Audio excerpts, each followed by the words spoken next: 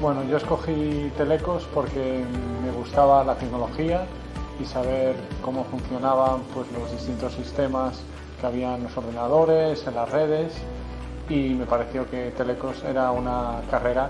que explicaba pues, esos temas.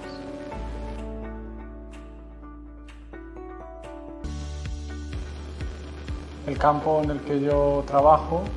es el procesado de señales fisiológicas, señales biomédicas, y también pues, la programación de aplicaciones móviles y de programas para procesar esas señales para obtener pues, algún resultado de señales biomédicas.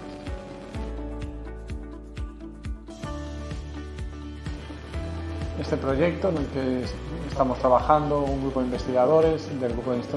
de investigación de instrumentación electrónica y biomédica, pues es sobre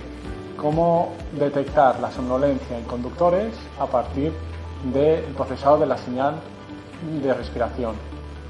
Para ello, para validar estos sistemas, pues no podemos poner a la gente a conducir hasta que se duerma en la carretera, sino que utilizamos pues estos simuladores. También al principio pues usábamos un dispositivo vestible, un sensor, una banda inductiva, y ahora estamos trabajando en sistemas basados en vídeo, en cámaras, sistemas sin contacto, para adquirir la señal respiratoria y entonces poder procesarla, analizar su variabilidad para obtener un indicador de la somnolencia al volante. De esta manera, con esta aplicación, se puede advertir al conductor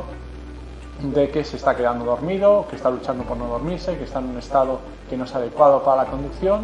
y entonces poder avisarle para que pare el coche.